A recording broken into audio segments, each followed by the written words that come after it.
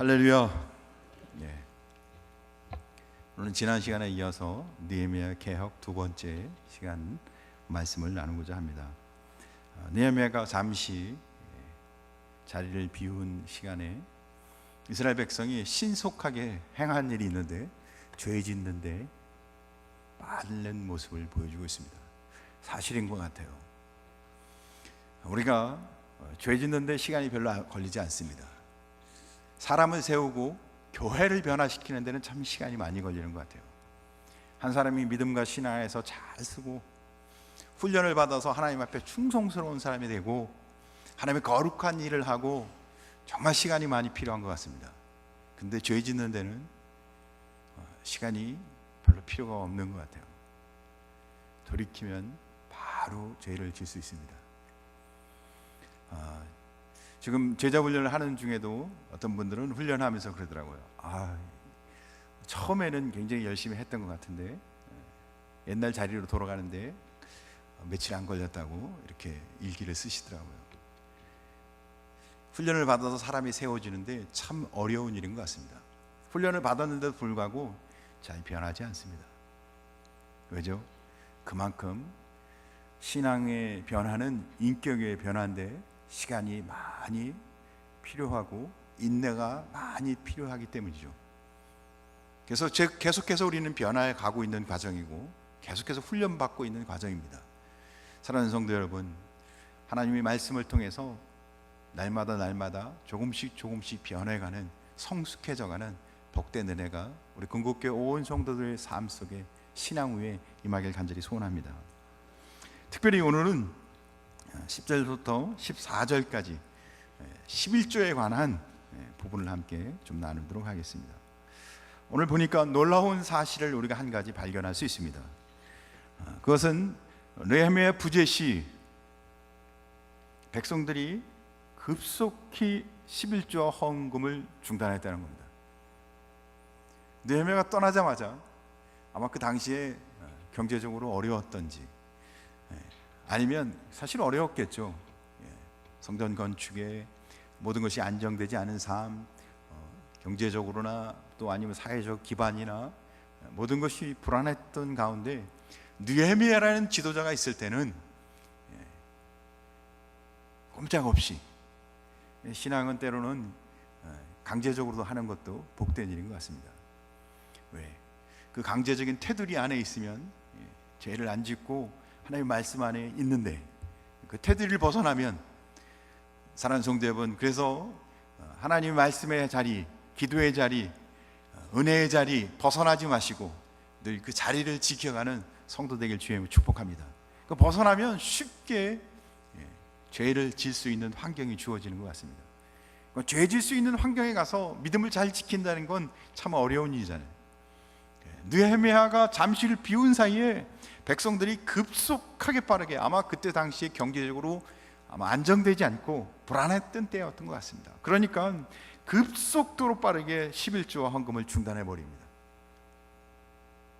또 한 가지 사실은 11조 헌금을 백성들이 중단하니까 이 11조 헌금에 의해서 살았던, 오늘 성경에 보니까 누가요?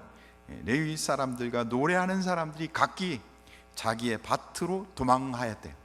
그러니까 원래는 이분들은 생업이 없이 하나님의 일을 전적으로 해야 했는데 11조와 헌금이 중단되니까, 그들이 먹고 살 길이 없어지니까 자기들이 직접 밭으로 가서 이제 먹고 살아야 하니까, 그래서 중단되자마자 신속히, 레위인들도 아주 빨라요. 그래서 아주 중요한 특징은 빠르다는 겁니다. 죄 짓기에 빠르다는 거예요. 한번 따라합시다. 죄 짓는 건 빠릅니다.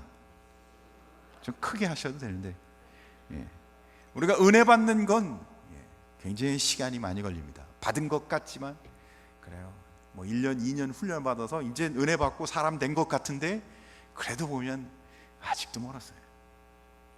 제가 신학교 3년 그 이후에 또 뭐 계속해서 다닌 학교 해서 하면 10년도 넘게, 그리고 목회까지 해서 거의 뭐 20년 이상 이렇게 오랜, 그래도 보면 아직도 먼 것 같아요. 아직 덜 됐어요. 덜 익었어요. 시간이 얼마나 많이 걸리는지 몰라요. 아직도 죄성, 연약함 그런 부분이 그냥 무수해요. 근데 오늘 보니까 빨라. 뭐 하는데 빠르다고요? 죄 짓는 걸 굉장히 빠릅니다. 오랜 훈련과 말씀과 살았던 삶이 있는데도 불구하고 죄 짓는 데는 얼마 안 걸려요. 금방 무너집니다. 어떨 때는 하루 자고 일어나면 벌써 죄 짓고 있어요. 그래요. 느헤미야 부재 시, 영적 지도자 부재 시에 백성들이 신속히 아주 급속하게 자신들의 부담스러웠던 부분을 포기하고 있어요. 가장 약한 부분, 힘들어하는 부분, 그런 걸 계속 붙잡고 있었는데 다 내려놓는, 중단했습니다. 그럴 걸 중단하자니까 연속적으로 반응이 나타나는데 어떻게 해요? 레위인과 노래하는 사람들이 신속히 자기의 사역을 포기하고 떠나버려요. 연속적인 반응이 나타납니다. 우리가 좀 상식적으로 이해가 안 되죠. 일반 백성들은 어려우면 떠날 수도 있지만, 그렇죠, 헌금도 안 할 수도 있고, 그렇지 않습니까? 근데 좀 이해가 하기 어려운 게 사역자들이, 이 레위인이, 하나님의 사역자들이 어떻게 이런 일을 할 수 있을까? 이해가 안 돼요. 그러나 먹고 사는 일에 있어서는 다 똑같은 겁니다. 다를 수가 없어요.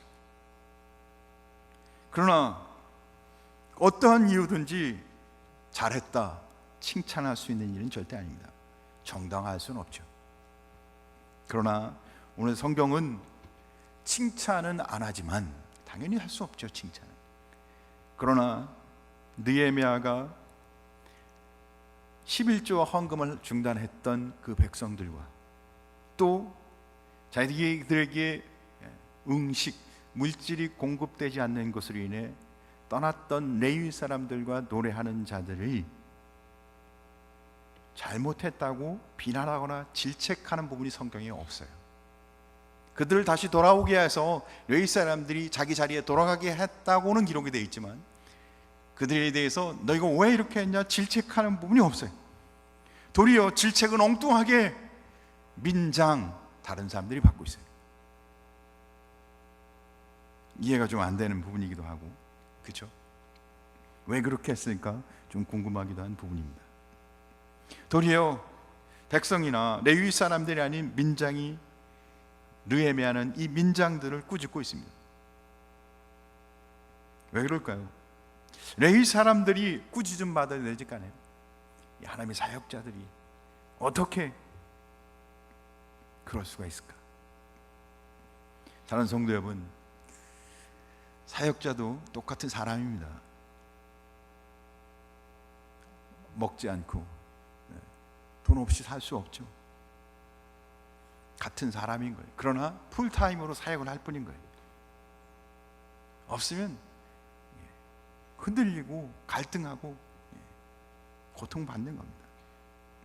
그래서 성경은 도리어 사역자, 하나님을 풀타임으로 하는, 그래요, 구별된 제사장, 레위인이나 아니면 하나님의 이 풀타임으로 하는 하나님의 사람들에 대해서 제도적으로 보장을 하도록 11조를 하게 하신 겁니다.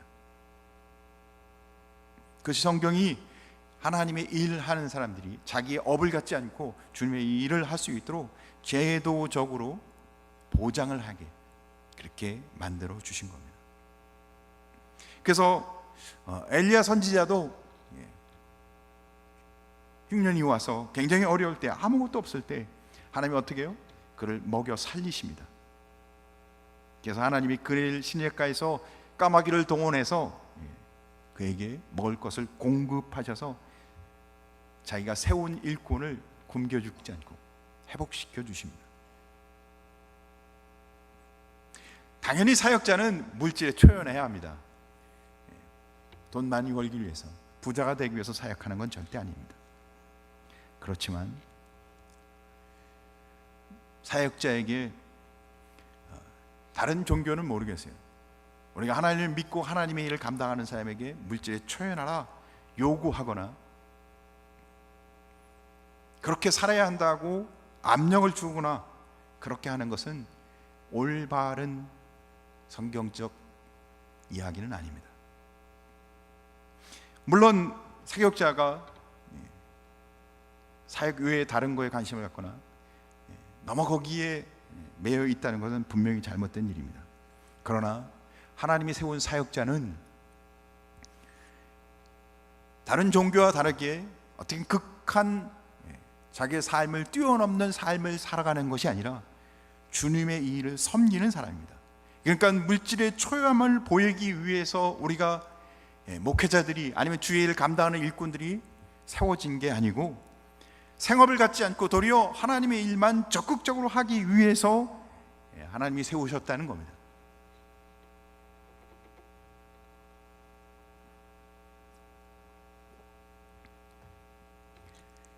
사랑하는 성도 여러분,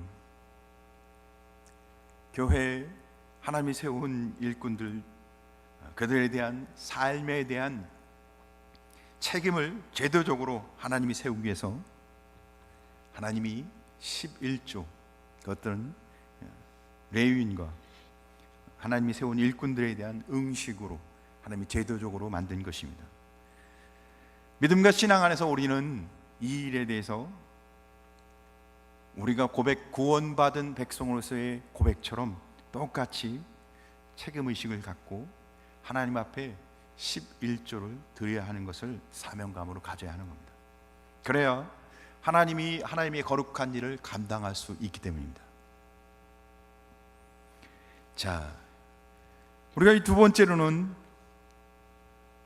하나님이 맡겨준 직무가 얼마만큼 막중한 것을 우리가 또한 깨달아야 합니다. 오늘 성경 11절 보면 내가 모든 민장을 꾸짖어, 왜 민장을 꾸짖었는지 한번 살펴보고자 합니다.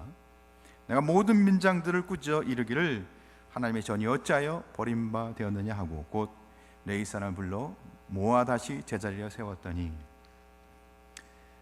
느헤미야는 11조 헌금을 하지 않고 물집이 공급이 중단되자 자기 밭으로 도망갔던 레위 사람들을 꾸짖지 않고 민장을 꾸짖고 있습니다. 사실 민장은 어떤 사람들이냐면 백성들의 귀인, 귀족들을 이야기하고 또 지도적 위치에 있는 평신도 지도자, 지금으로 말하면 평신도 지도자, 그러니까 항상 모범적인 삶을 보여야 했던 사람들이 바로 민장이었습니다. 그러니까 민장은 느헤미야가 없을 때 사실은 이 민장들은 중요한 역할을 감당해야 했습니다. 백성들이 11조 헌금을 하지 않았다면 그 일에 대해서 할 수 있도록 잘 권면하고 세워야 했습니다. 그러나 어쩌면 오늘 성경 본문이 정확하게 기록하진 않지만 민장들이 함께 아니면 먼저 11조를 하지 않았다고 추측이 되어집니다.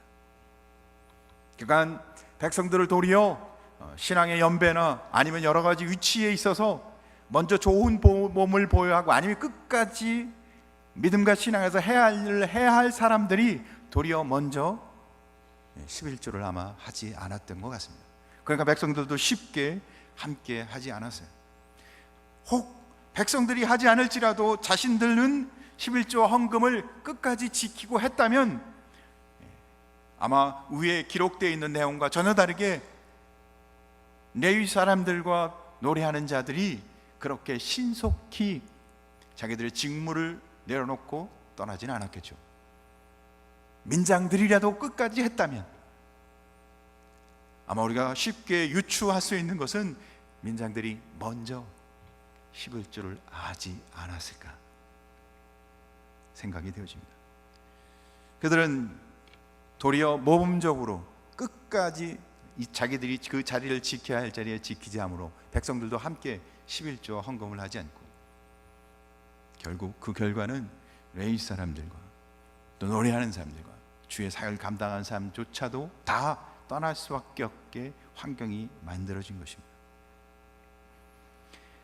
민장들은 11조 헌금에 있어서 자신들이 본을 보여야 하고 본을 보이지 못할지라도 그들이 백성들을 가리키고 백성을 가리키는데 백성들이 하지 않을지라도 본을 끝까지 보이면서 그 자리를 지켜야 하는 사람들이었던 것입니다. 그러니까 평신도 지도자, 평신도 일꾼들이었던 거죠. 그래, 교회에서도 그래서 항상 훈련을 시켜서 사람을 세우는 게 교회 굉장히 중요한 일입니다. 어떤 사람이 교회에 세워지느냐에 따라서 교회가 앞으로 어떤 신앙의 전통을 가지고 하나님 앞에 서느냐 마느냐, 한 사람 한 사람이 세워지지만 그것이 교회의 앞으로 미래가 되는 것입니다. 그럼 그 교회의 미래는 어떤 일꾼들이 앞으로 계속 세워지느냐, 중직에 어떤 사람들이 세워지느냐, 그것을 인해 그 교회의 앞으로의 신앙의 미래가 있는 것입니다. 그래요. 두 가지의 역할을 오늘 민장들이 해야 하는 것을 보여주는데, 첫째는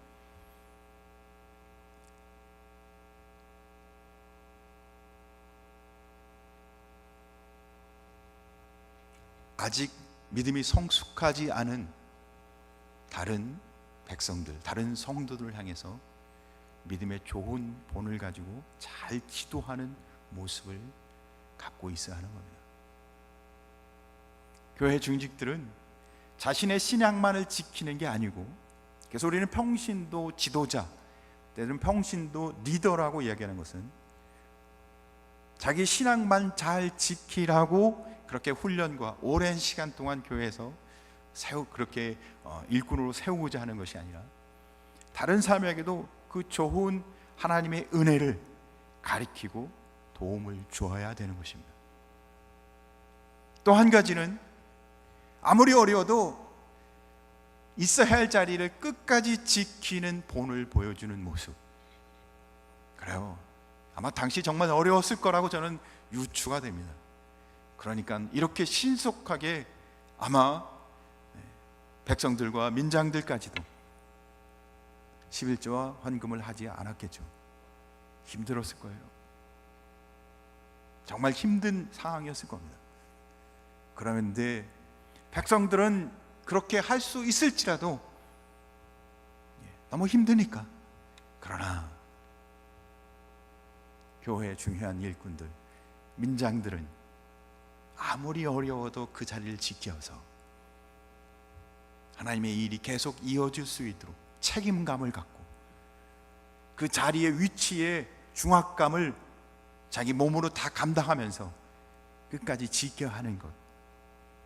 그래서 직분의 책임은 막중합니다. 직분이 세워지는 만큼 책임감이 막중하게 느껴지는 사람이 저는 신앙이 바른 사람이라고 생각합니다. 직분이 그만큼 중요한 위치에 갔는데도 불구하고 책임감은 없다면 교회는 미래가 없는 것과 동일한 겁니다.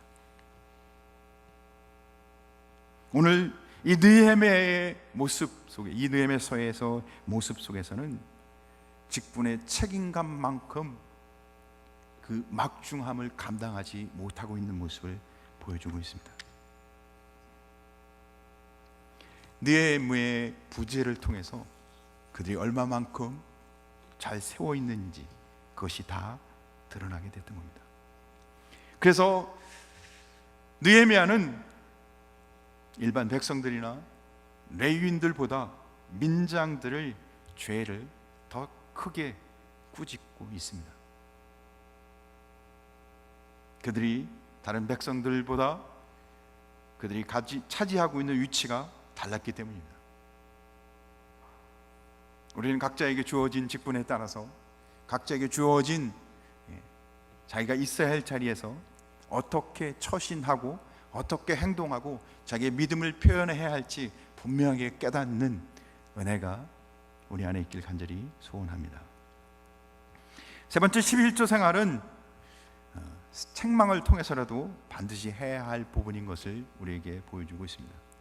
오늘 성경 12절을 보면 이에, 그래요, 느헤미야가 다시 돌아와서 민장들을 꾸짖고 레위 사람들을 다시 불러서 복귀하고, 그러면서 이에 온 유다가 곡식과 새 포도주와 기름의 11조를 가져다가 곡관에 드림으로, 그리고는 어떻게 해요?